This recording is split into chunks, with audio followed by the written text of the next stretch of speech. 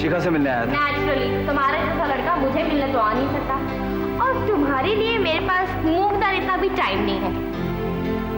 वैसे तुम मुझसे यहाँ मिलने क्यों आए?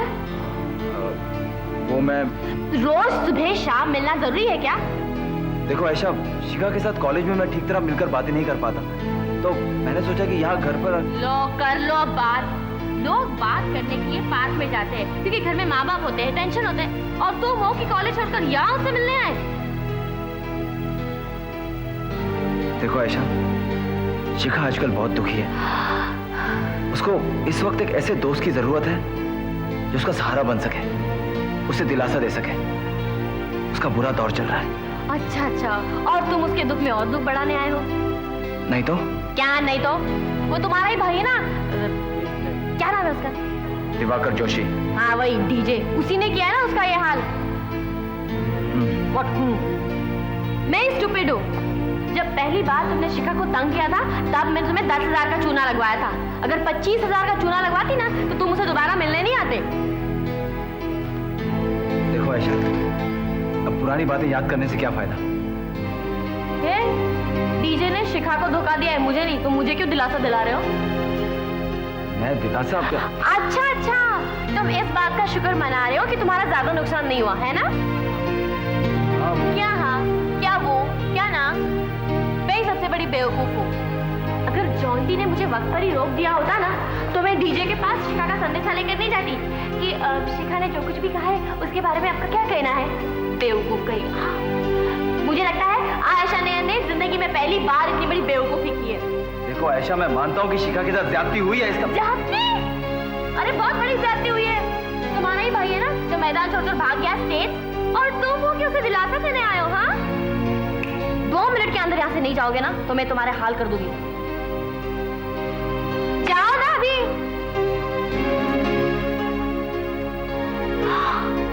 अगर टाटा मम्मी पापा को पता चल गया कि मैंने उसे शिखा को मिलने नहीं दिया तो मेरी होगी चंपी।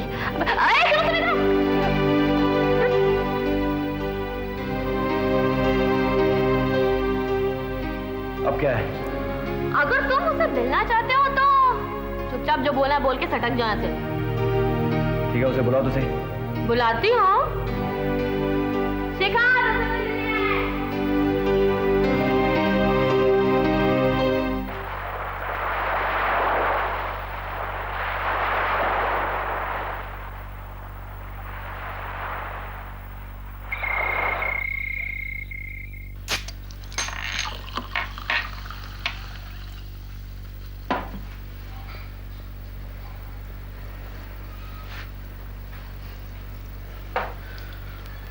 कहो अशोक, क्या काम है?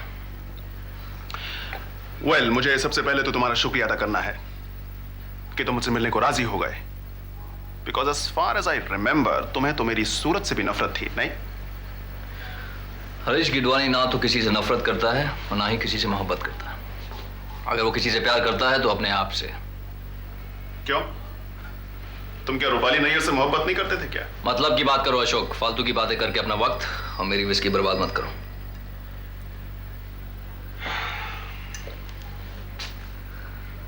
मुझे रवि नैयर को बर्बाद करना है। झूठ बोल रहे हो? मुझे पूरी की पूरी नैयर फैमिली को बर्बाद करना है, और उसकी शुरुआत रवि नैयर से होगी। You mark my words there. तुम अब भी झूठ बोल रहे हो अशोक। मैं बिल्कुल सच बोल रहा हूँ। नहीं अशोक, तुम बिल्कुल झूठ बोल रहे हो। तुम दरअसल रूपाली नैयर को बर्बाद करना चाहते हो, और रवि नैयर का नाम तुम इसलिए ले रहे हो ताकि मुझे बुरा ना लगे, क्योंकि तुम जानते हो कि मैं रूपाली से प्यार करता हूँ, और चूंकि रवि नैयर से मेरी दुश्मनी है तुम्हें लगता है कि दुश्मन का दोस्त दुश्मन है। क्यों? वेल, बात तो तुम सही कह रहे हो। तो तुम्हें पता है कि मैं तुम्हारी मदद नहीं करूंगा। ना करो, मैं उसके बावजूद इस नैयर फैमिली को बर्बाद करके ही छोड़ूंगा। सिर्फ इरादा रखने से कुछ नहीं होता है अशोक, उसके लिए रास्ते भी बनाने पड़ते हैं। मैं रास्ता बनाने के लिए ही यहाँ खड़ा तुमसे बात कर रहा हूँ। तुम रास्ता नहीं बना रहे हो, मदद मांग रहे हो, और जो नफरत मदद मांगने पर उतर है वो नफरत नहीं रहती। असली नफरत तो वो होती है जो अपने बदन को जलाकर राख कर डाले किसी दुश्मन का घर जलाने के लिए। मकसद दुश्मन को खत्म करना है, तरीका कोई भी हो सकता है, लेकिन उसके लिए तुम्हें पहले एक स्ट्रैटेजी बनानी पड़ेगी। रवि नैयर को जानना पड़ेगा, पहचानना पड़ेगा, परखना पड़ेगा, उसकी ताकत को समझना पड़ेगा। इतने दुश्मन होने के बावजूद रवि नैयर आज जिंदा है। उन दुश्मनों में हम भी तो शामिल हैं। क्या है उसकी ताकत? अशोक, उसकी ताकत है उसकी सच्चाई, उसका अपनापन, अच्छापन। क्या कह रहे हो तुम? हरीश गिडवानी अपने दुश्मन को कभी गलत नहीं समझता। रवि नैयर एक बहुत ही अच्छा इंसान है, इसीलिए तो अपनी चालों के बावजूद मैं उससे हारता रहा।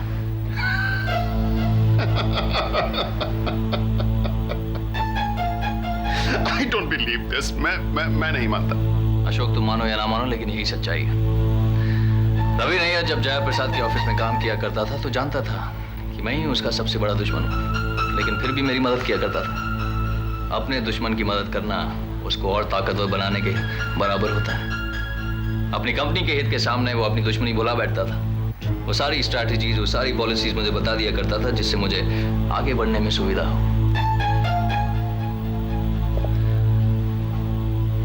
मुझे याद है एक दिन। हाय। ओह हाय पापा। देखो, तुम दोनों के पास अगर फुर्सत है तो मेरे पास एक प्लान है। सुनाइए। क्यों हरीश? डिपेंड करता है कि प्लान क्या है।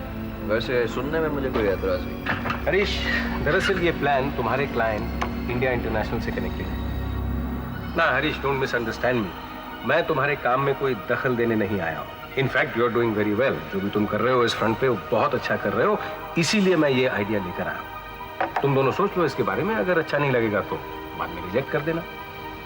भाई, मुझे पता चला है कि तुमने अपने क्लाइंट इंडिया इंटरनेशनल की तरफ से रिश्ते नाम के टीवी सीरियल को स्पॉन्सर करने की कमिटमेंट लिया है ना। अब वो सीरियल तो मैंने सुना कि काफी अच्छा है, लेकिन उसकी व्यूअरशिप इतनी अच्छी है। वो इसलिए सर क्योंकि उसकी प्रमोशन ठीक से नहीं हुई है। लोगों को तो ये भी नहीं पता कि रिश्ते नाम का सीरियल शुरू भी हो गया। एग्जैक्टली, यही तो मैं कह रहा हूँ। तो तुम लोग एक काम क्यों नहीं करते? चैनल वालों से कहो कि इस सीरियल पर बेस्ड एक कॉन्टेस्ट शुरू करें, है?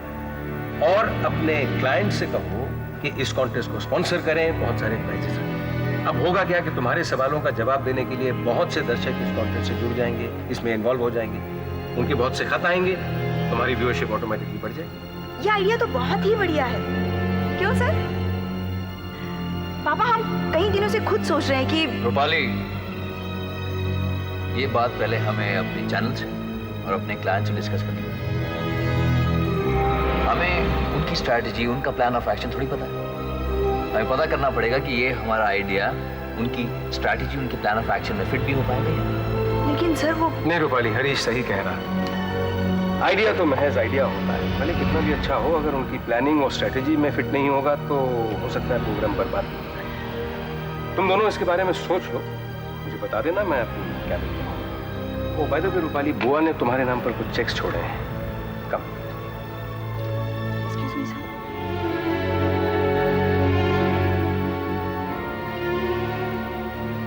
हरीश गिडवानी, संभल के रहो। अगर रवि नैयर अपने काम के साथ साथ तुम्हारे काम में दखल देने लगा तो बहुत भारी पड़ेगा तुम्हें। सारा प्लान चौपट हो जाएगा। उस दिन से मैंने अपनी चालें चलना बदली। उसकी सच्चाई के सामने अपना जाल फेंकना शुरू कर दिया और धीरे धीरे वो मेरे जाल में फंसता चला गया। हाँ, तो फंस तो क्या ना वो।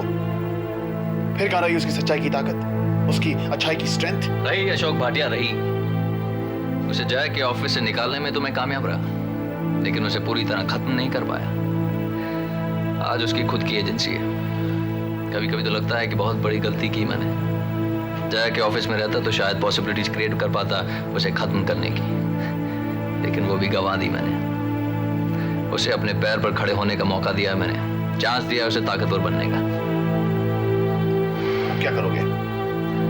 हाथ पर हाथ धरे तो मुझे भी जीना नहीं आता अशोक। सही मौके की तलाश है मुझे, और मैं अब तक वार नहीं करूंगा जब तक मुझे यकीन नहीं हो जाता कि वो पूरी तरह बर्बाद हो जाएगा। एक और ताकत है उसकी, पता है तुम्हें?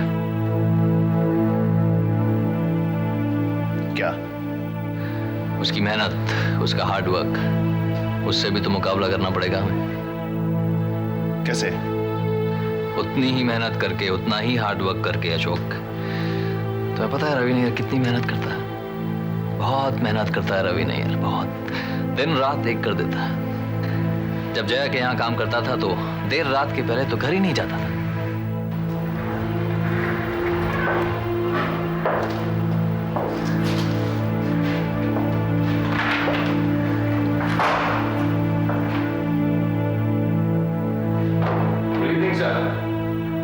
अरे हरीश, तुम अभी तक ऑफिस में हो? सर मैं तो हमेशा इनफैक्ट इसी वक्त ऑफिस से निकलता हूँ। आपको आज इस वक्त देखकर मुझे ताज्जुब हो रहा है। ताज्जुब तो हरीश मुझे खुद पर हो रहा है, लेकिन जब से ये एल जीन्स का अकाउंट मेरे पास आया है, I am taking this very seriously. हाँ सर, अगले हफ्ते जो प्रेजेंटेशन है उसके लिए मैंने स्ट्रैटेजी और रिपोर्ट दोनों तैयार कर ली है। हाँ, वो जया ने मुझे बताया था उसके बारे में। लेकिन सिंस ये अकाउंट मेरे पास है, मैं सोच रहा हूँ कि इसकी मार्केटिंग स्ट्रैटेजी जरा सी अलग ढंग से हम करें। देखो हरीश, ये तुम्हारी स्ट्रैटेजी और मेरी स्ट्रैटेजी का सवाल नहीं है। आफ्टर ऑल हम एक टीम के तौर पे काम कर रहे हैं, एक दूसरे के सजेशंस, एक दूसरे के आइडियाज शेयर करने चाहिए। या श्योरली, व्हाई नॉट, प्लीज। हाँ तो क्या करें हम? छोड़ दें इरादा रवि नैयर को खत्म करने का, उसकी फैमिली को डिस्ट्रॉय करने का?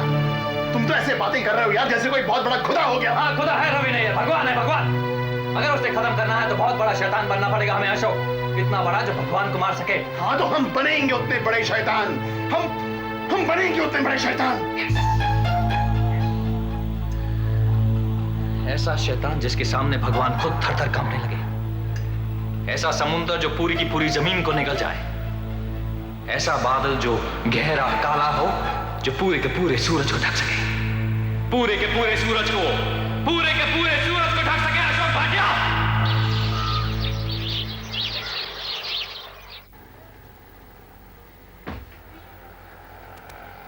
गुड मॉर्निंग दादा। Good morning. मम्मी जल्दी से नाश्ता दो, मुझे बहुत भूख लगी है। नाश्ता नहीं मिलेगा। क्यों नहीं मिलेगा? क्योंकि तुम्हारी मम्मी नहीं है। क्या बात कर रहे दादा, मेरी मम्मी है। और कितने बदनसीब होते वो लोग जिनकी मम्मी नहीं होती, और कितने लकी होते हैं वो जिनकी मम्मी होती है। और मैं बहुत लकी हूँ, मेरी मम्मी है। लेकिन आज इस वक्त तुम बड़ी अनलकी हो, क्योंकि तुम्हारी मम्मी घर पे नहीं है, वो अपने ऑफिस गई है। ऑफिस? क्यों? क्योंकि घर में बैठी बैठी बोर हो रही थी। अब बोर हो रही थी इसका मतलब ये नहीं कि वो ऑफिस चली जाए। हाँ। किसके ऑफिस गई है? अरे बेटा, अपने ऑफिस और किसके ऑफिस जाएगी? दादा, अगर वो टाइम पास करने के लिए जा रही है तो वो किसी के भी ऑफिस जा सकती है। आप कैसे कह सकते हैं कि वो अपने ऑफिस गई है? तुम्हारी मम्मी ऑफिस में टाइम पास करने नहीं गई, काम करने गई है। काम करने? हाँ, और इसमें चौंकने की जरूरत नहीं, पहले भी तो काम करती थी। बीच में छोड़ दिया था। हाँ, लेकिन अब दोबारा से पकड़ लिया है। हाँ? और सुनो, प्रीति घर में बैठी बैठी बोर हो रही थी। अब बेचारी जिंदगी भर काम करने की आदी, अचानक रवि की जिद की वजह से उसे घर में बैठना पड़ा। और जिद भी देखो कैसी इलॉजिकल, शक। बेटा, अब रवि रात को लेट आता है तो क्या प्रीति उस पर बरसती है? रितिका के साथ वो देर तक काम करता रहता है तो प्रीति तो कुछ नहीं कहती ना, तो फिर? लेकिन काम तो काम ही है ना दादा। बेटा, मर्द के लिए काम काम है, लेकिन औरत अगर रात देर तक काम करे तो उस पर कई इल्जाम लगाए जाते हैं। औरत को समझने वाला कोई नहीं। आप सच कह रहे हैं दादा, ये बहुत बड़ी ट्रेजेडी है। और मैं इस ट्रेजेडी को कब तक सहन करता, इसलिए मैंने खुद प्रीति को सलाह दी कि वो काम शुरू कर दे। और पापा मान गए? बेटा, मर्द की बहुत बड़ी ईगो होती है। दोनों का खूब झगड़ा हुआ, लेकिन मैं भी अड़ा रहा कि प्रीति काम पे जाएगी।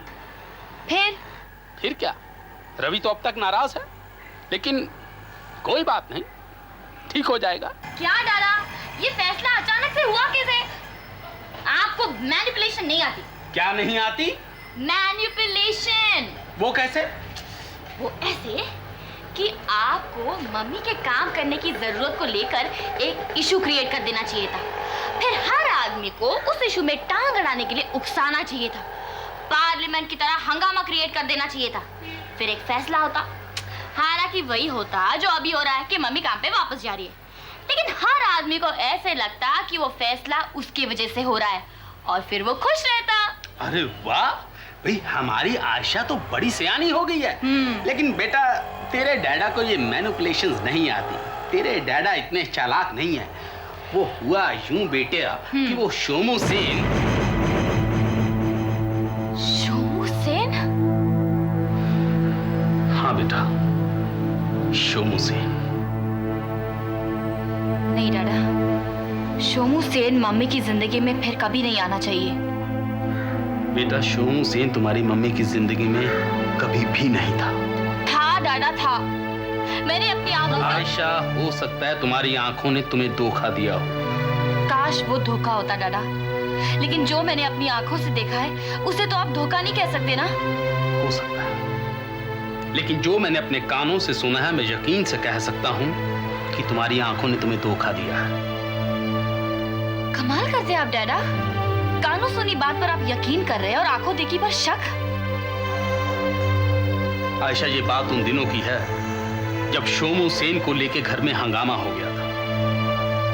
रवि और प्रीति के तलाक तक की बात चल रही थी और उसकी वजह थी शोमू सेन। प्रीति को अपने दिल की बात कन्फेस करते हुए इंदर के सामने मैंने सुना था। प्रीति इंदर के सामने कभी झूठ नहीं बोलती। इनफैक्ट प्रीति तो कभी झूठ बोलती ही नहीं। बेटा, इंदर अपने कमरे में था और प्रीति वहां आई थी। मेरा कहा मानो, तुम ये जॉब छोड़ दो। चाहो तो घर पर काम करो, अपनी कंपनी खोल लो, लेकिन ये जॉब छोड़ दो प्रीति। डैम इट, तुम दोनों में से एक को चुनना होगा।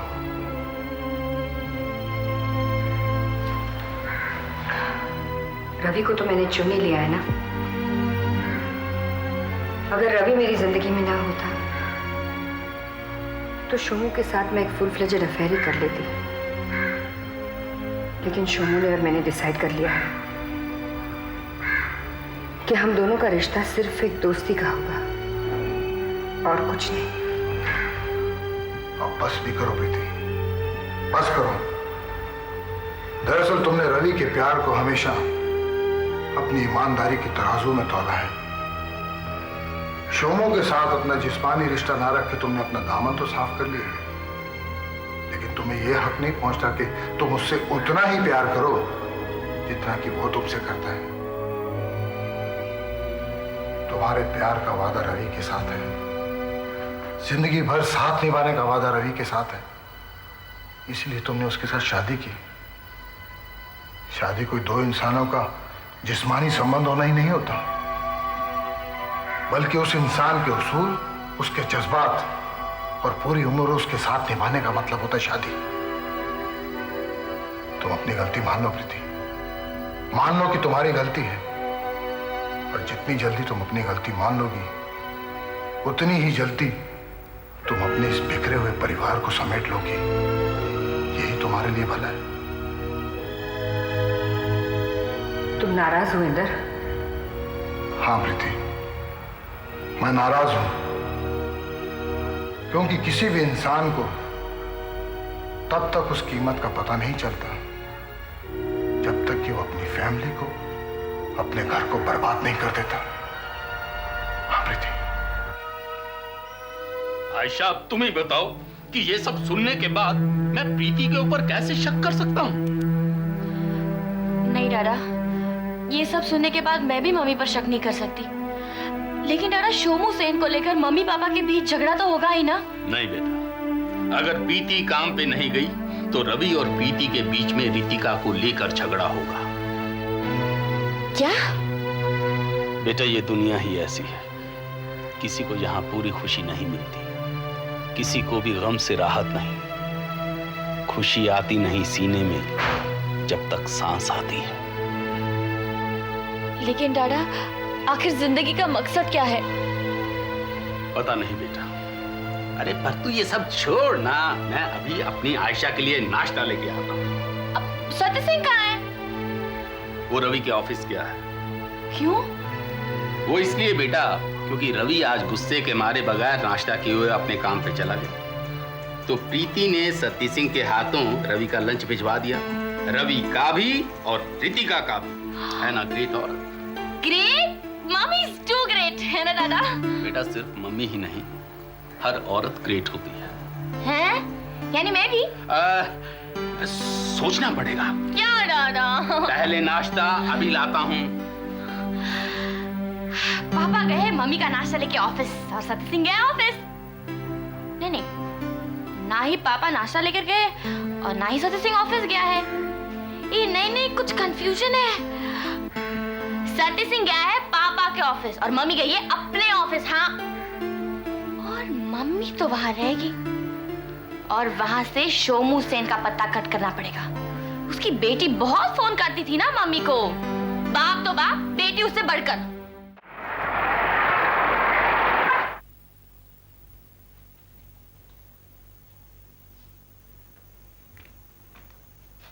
Krishna, hello aunty. Hi, what a pleasant surprise. चलो। नहीं आंटी, मैं यहीं ठीक हूँ। मुझे आपसे एक एडवाइस लेनी थी। डेफिनेटली, बोलो। मैं आपको डिस्टर्ब तो नहीं कर रही ना? नहीं, बिल्कुल नहीं। एक्चुअली आंटी, मैं ग्रेजुएशन के साथ साथ अपनी आर्टिकलशिप भी करना चाहती हूँ। ओह, दैट्स अ ब्रिलियंट आइडिया।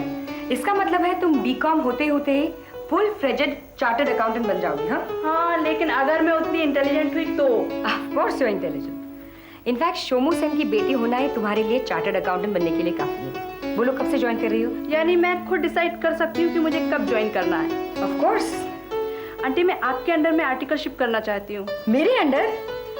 लेकिन तुम्हारे पापा भी तो सीए हैं और मुझसे ज्यादा एक्सपीरियंस्ड हैं। लेकिन वो मेरे बाबा हैं और मैं अपने रिश्तों को अपने काम के आड़े कभी नहीं आने दूंगी। तुम ऐसा सोचती हुए जानकर बड़ी खुशी हुई मुझे। I am proud of you. यानी मैं कल से आपको ज्वाइन कर रही हूँ? Definitely. Thank you aunty. You are welcome and good luck to you. Bye.